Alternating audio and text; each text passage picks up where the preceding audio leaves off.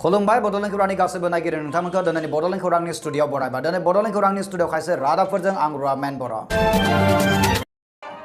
गिबियावनो नोंथांमोननो होनो लादों मोनसे सोलोंथायारि रादाब। नलबारि जिल्लानि सिङाव थानाय धमधमा बाथौ आश्रम गोजौ फरायसालिनिफ्राय मोनसे रादाब फैदों आरो बे रादाबानो जाहैबाय इंराजि 2020 मायथाइनि मेट्रिक आनजादाव बाथौ आश्रम जथाय आफादनि बेन्दोङाव थानाय बाथौ आश्रम गोजौ फरायसालिफोरनि गेजेराव टप 10 जायगा आवग्रिनो हानाय फरायसाफोरखौ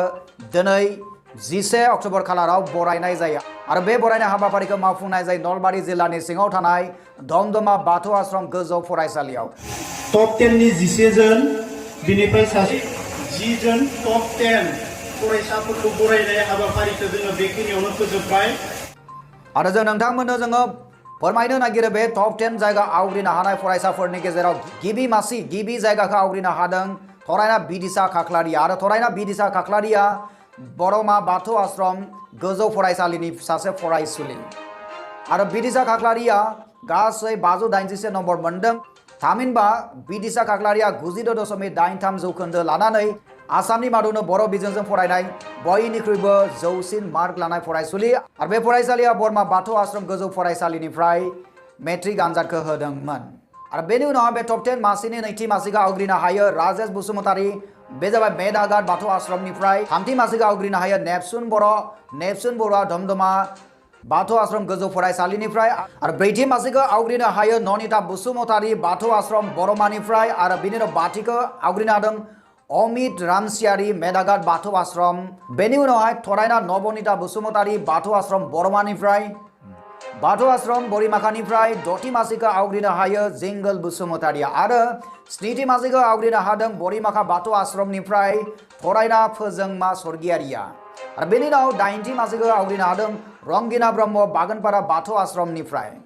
गुथि मासिखौ आवग्रिनो हायो राहुल स्वर्गियारि मेदाघाट बाथौ आश्रमनिफ्राय आरो जिथि थामहिनबा जोबथा मासिखौ आवग्रिनो हादों हिरक ज्योति स्वर्गियारि बाथौ आश्रम धमधमानिफ्राय। बे टप 10 जायगा आवग्रिनो हानाय फरायसाफोरखौ दिनै 11 अक्ट'बर खालाराव धमधमा बाथौ आश्रम गोजौ फरायसालियाव बरायनाय जायो आरो बे बरायनायनि नुथायखौ बड'लेण्ड खौरांनि गासैबो नायगिरि नोंथांमोननि थाखाय जोङो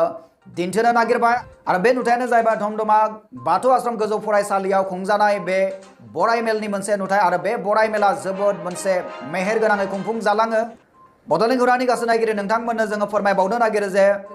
बाथौ आश्रम क'अर्डिनेशन कमिटिनि बेन्दोङाव थानाय गासै फरायसाफोरनि गेजेराव गासै डिस्टिंसन मोनदों सा 12आ डिस्टिंसन मोननो हायो होननानै खौरां मोननाय जादों आरो गासै 31आ स्टार मार्क लानानै देग्लायनि 2020 मायथाइनि HSLC आनजादखौ उथ्रिदों आरो सेथि मासिखौ लादों गासै 88 फरायसाफोरा आरो बेनि गेजेरावनो नैथि मासिखौ मोननो हायो गासै 103 फरायसाफोरा आरो बेनि उनाव थामथि मासिखौ मोननो हायो गासै 22 फरायसाफोरा बे बाथौ आश्रम क'अर्डिनेशन कमिटिनि बेन्दोंनि सिंनिफ्राय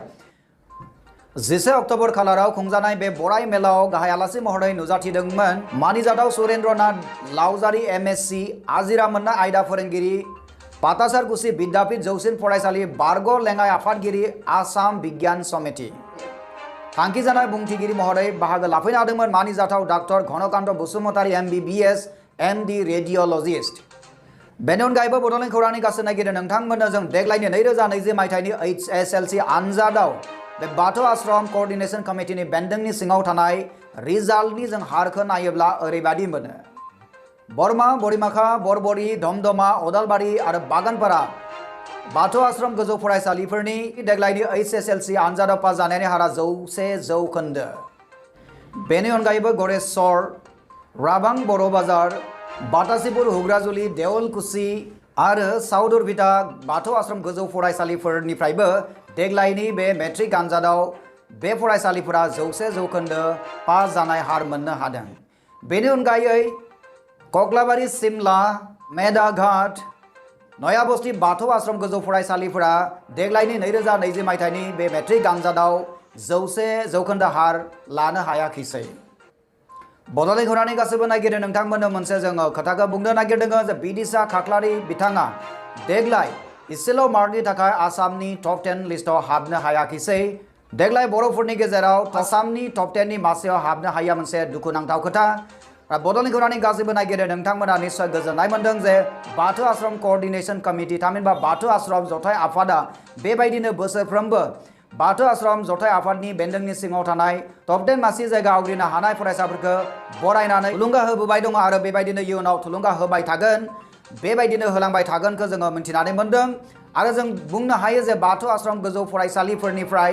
इयुनावहाय बेबायदिनो आसामनि मादाव टप 10 नि गेजेराव मासि जायगा आवग्रिनो हागोनखौ जोङो आसा थियो। बेखिनियावनो रायखांनो नांगोन दि थांनाय 2019 मायथाइनि मेट्रिक आनजादाव बाथौ आश्रम जथाय आफादनि बेन्दोंनि सिङाव थानाय बाथौ आश्रम गोजौ फरायसालिफोरनि गेजेराव टप 10 मासि मोननायखौ बरायनाय जादोंमोन नाथाय देग्लायनि नैबे 2020 मायथाइनि मेट्रिक आनजादाव बाथौ आश्रम जथाय आफादनि बेन्दोंनि सिङाव थानाय बाथौ आश्रम फरायसालिफोरनिफ्राय टप 10 मासि मोननाय फरायसाफोरखौ बरायनाय हाबाफारिखौ मावफुंनाय जायो खुंनाय जायो नलबारि जिल्लानि सिङाव थानाय दमदमा बाथौ आश्रम गोजौ फरायसालियाव। नैबे नुथायखौ नोंथांमोननो जों दिन्थिनो नागिरदों मोनसे नुथाय आरो बे नुथायाव नोंथांमोना नुनो मोनगोन जे टप 10 मासि मोननाय फरायसाफोरखौ बेबायदिहाय बाथौ आश्रम जथाय आफादा बरायनाय जायो।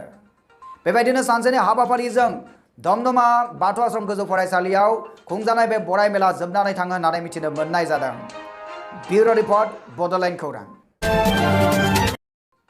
दिनैनि नैथि रादाबखौ होनो लादों आरो नैथि रादाबा जाबाय मोनसे हादोरनाङारि रादाब आरो बे हादोरनां रादाबानो जाहैबाय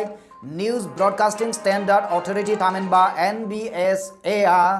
आजतक निउज चेनेलखौ 1 लाख रां जुरिमाना फोनांदों आरो नायगिरि नोंथांमोना साननो हागौ जे आजतकखौ मानो NBSA आ मानो 1 लाखनि जुरिमाना खालामनाय जादों। जाहोनानो जाहैबाय सुशांत सिंह राजपूत थैनायजों लोब्बा गोनां खायसे टेगलाइन फोसावनाय आरो लोगोसे रुंसारि जालांनाय सुशांत सिंह राजपूतखौ मानहानि खालामनायनि थाखाय 1 लाख रां जुरिमाना खालामनाय जादों होननानै मिथिनो मोननाय जादों आरो बेल' नङा बड'लेण्ड खौरांनि नागिरो नोंथांमोननो जोङो फोरमायनो नागिरो जी निउज, निउज 24 आरो इन्डिया टिभि बे मोनथाम आरो लोगोसेनो आजतक बे मोनब्रै निउज चेनेलफोरा बे सुशांत सिंह राजपूत थैनायजों लोब्बा गोनां खायसे टेगलाइन बाहायनायनि थाखाय जाय टेगलाइना सुशांत सिंह राजपूत रुंसारि जालांनाय सुशांत सिंह राजपूतनि बे मानहानि खालामनाय मोनसे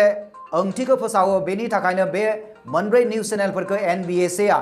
एप'ल'जि थामहिनबा निमाहा बिनो थाखाय खावलायदों बा निमाहा बिनो थाखाय बे मोनब्रै निउज चेनेलफोरखौ नारसिननाय जादों होननानै मिथिनो मोननाय जादों। निउज डेस्क रिपर्ट बड'लेण्ड खौरां। दिनैनि थामथि रादाबखौ होनो लादों आरो बे थामथि रादाबानो जाहैबाय जोंनि BTRनि रादाब आरो बे BTRनि रादाबानो जाहैबाय एबसु आरो UPPL बे मोननै हानजाजों दैदेन जानाय मोनसे हानजाया Assam cabinet minister doctor Himanta Biswa शर्माखौ लोगो हमो होनना मिथिनो मोननाय जादों आरो बे लोगो हमनानै बिथांमोना डक्टर हिमन्त बिश्व शर्मा बिथांखौ जे BTR एकर्डखौ थाबैनो इमप्लिमेन्टेसन खालामनांगौ एबा मावफुंनो नांगौ BTR इमप्लिमेन्टेसन खालामनांगौ होननानै बिथांमोना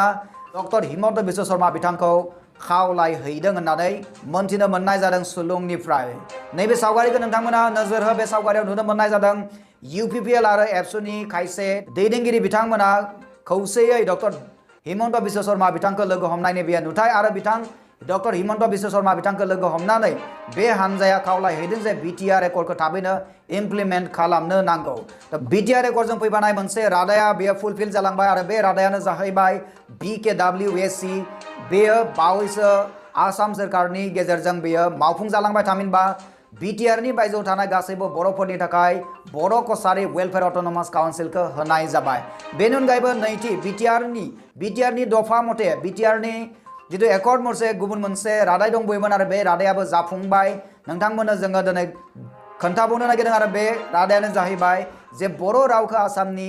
एस'सिएट थामहिनबा लोगो अफिसियेल राव महरै बेखौ गनायथि होनाय जाबाय बावैसो जोबोद मोनसे खुसिनि रादाब। थिग बेबायदिनो बे मोननैया मावफुंजाखांनायनि उनाव BTR आ थाबैनो मावफुंजागोनखौ जों आसा थिनो हायो मानोना BTRनि सागानगिरि बिथां प्रमद बर' BTR एकर्डखौ इमप्लिमेन्ट खालामनांगौ होननानै बिथांमोना बारे बारे डक्टर हिमन्त बिश्व शर्माखौ लोगोसे भारतनि नखर मन्त्रि बिथांखौबो लोगो हमहैनायखौ जोङो सम सम रादाब मोननाय जादों। दा बेखायनो जों बुंनो हायो BTR एकर्डआ थाबैनो इमप्लिमेन्ट जागोन आरो लोगोसे BTC इलेक्सनाबो थाबैनो खुंफुंजागोनखौ जों आसा थिनो हायो। निउज डेस्क रिपर्ट बड'लेण्ड खौरां। बेनि उननि रादाबखौ होनो लादों जोंनि आसामनि बारग' चिफ मिनिस्टार तरुण गगৈ बिथांनि मोनसे रादाब होनो नागिरदों। बड'लेण्ड खौरांनि नायगिरि नोंथांमोना निश्चय तरुण गगৈ बिथांनि जोनोम सानखौ मोनथिया अब्ला मोनथियाबा नोंथांमोननो जों खोन्थानो नागिरदों जे 14 अक्ट'बर खालारा तरुण गगৈ बिथांनि जोनोम सान आरो बे जोनोम साननि बुब्लियाव जोंबो बड'लेण्ड खौरांनि फालनिफ्राय बिथां आसामनि बारग' गिबि मन्त्रि बिथां तरुण गगৈ बिथांनिसिम जोंनि बड'लेण्ड खौरां फालनिफ्रायबो बिथांनि जोनोम साननि जों हामलायथि जासिहरबाय जोंनि बड'लेण्ड खौरां फालनिफ्राय बिथांनि गोग्गो देहाखौ जों हास्थायबाय आरो लोगोसेनो नोंथांमोननो फोरमायनो नागिरो तरुण गगৈ बिथांनि फिसाज्ला गौरव गगৈ बिथाङाबो गावनि बिफानि देहाखौ थाबैनो मोजां अबस्थायाव फैफिनथों मोनसे खुस्त अबस्था मोनसे गोग्गो देहा मोनफिनथों होननानै बिथाङा गसाइनि सेराव आरज गाबदों। निउज डेस्क रिपर्ट बड'लेण्ड खौरां। बड'लेण्ड खौरांनि गासैबो नायगिरि नोंथांमोननि थाखाय जोङो बेनि उननि रादाबखौ होनो लादों। बे उननि रादाबा फैदों मरिगाव जिल्लानिफ्राय फैदों आरो बे मरिगाव जिल्लानिफ्राय फैनाय रादाबानो जाहैबाय थांनाय 9 अक्ट'बर खालार खालि मरिगाव जिल्लानि सिङाव थानाय दाब दाब गामियाव गामिनि रायजो राजाफोरा BKWSC थामहिनबा बर' कसारि वेलफेयार अट'नमास काउन्सिलखौ आसामनि केबिनेट सेसनाव बिल पास खालामनायनि उनाव बरायनाय बादियै मरिगाव जिल्लानि बेन्दोङाव थानाय गेरुवा सालमारा गामियावबो खौसेथि बर' सुबुं आफादनि दैदेनगिरिफोरखौ बरायनाय जायो होननानै जोंनिसिम खौरां मोनफैदों। बे बराय मेलाव बाहागो लादोंमोन मिरु खौसेथि बर' सुबुं आफादनि फोसावथाय नेहाथारि मानगोनां मथुरा बसुमतारी, मरिगाव जिल्ला खौसेथि बर' सुबुं आफादनि आफादगिरि मानगोनां शंकर बसुमतारी, लेङाइ आफादगिरि अबिन हाज'वारि आरो गाहाय नेहाथारि सपन कुमार बर' बिथांमोना मिरु खौसेथि बर' सुबुं आफादनि फोसावथाय नेहाथारि मथुरा बसुमतारीया नुजाथि फैनानै मेहेरगोनां बिबुंथि लाखियो होननानैबो मिथिनो मोननाय जादों आरो दैदेनगिरि बिथांमोनाबो बेसेन गोसा बिबुंथि लाखियो होननानैबो मिथिनो मोननाय जादों। नैबे नुथायानो जाहैबाय बे UBPनि दैदेनगिरि बिथांमोनखौ बरायनाय नुथाय आरो बे बरायनाय नुथायाव नोंथांमोना निश्चय नुनो मोनदों UBPनि दैदेनगिरि बिथांमोनखौ जे बावैसो BKWSCआ आसाम सोरखारनि गेजेरजों बे मावफुंजाबाय थामहिनबा BTRनि बायजोआव थानाय गासैबो बर'फोरनि थाखाय गांनाय उखैनाय खायसे गोनांथिफोरखौ सुफुंनो थाखाय BKWSCखौ आसाम सोरखारा केबिनेटआव बिल पास खालामनानै बेखौ दाफुंनाय जाबाय आरो बे दाफुंनाय जानायनि उनावनो जे UBPनि गासै दैदेनगिरि बिथांमोनखौ मरिगाव जिल्लायाव बेबायदिहाय बरायनाय जानायनि नुथायखौ नोंथांमोना जोङो दिन्थिनो नागिरबाय। दिनैनि सानावहा जोङो गावनि ड्रेसखौनो सोलायनानै BJPनि ड्रेस पोसाक गाननानै जों दिनै BJPजों सरजाबनांगौ जाबाय। BJPहा जों जानो गोनां जाबाय। बिनि जाहोनानो जाबाय जोंनि मोनसे BJP सरकार थानायावहा जोंनि एलायन्स पार्टी बर'निनो BPF थानाय थासिमावबो जोंफोरनिनो मन्त्रि थानानै दिनै थांनाय आगष्टनि 31 आगष्ट आरो 1, 2, 3 माने अक्ट'बरावहा जोंनि बिलखौ पास खालामना होनांगौमोन नाथाय बाहाना खालामनानै जोंनि WPT आरो BC मन्त्रि चन्द्रन ब्रह्मआ जोंनि बिलखौ अट'नमास काउन्सिलनि बिलखौ पास खालामना होआसै। बेनिखायनो जोङो दिनै गभर्नमेन्टखौ नारसिननायाव गभर्नमेन्टनि बिथां अनजालु माने जों अनजालु होनना बुंनो नांसिगोन दा खारन बर'आ जायखौ खालामनो हायासै बर' लिडारा बेखौ माने BJPनि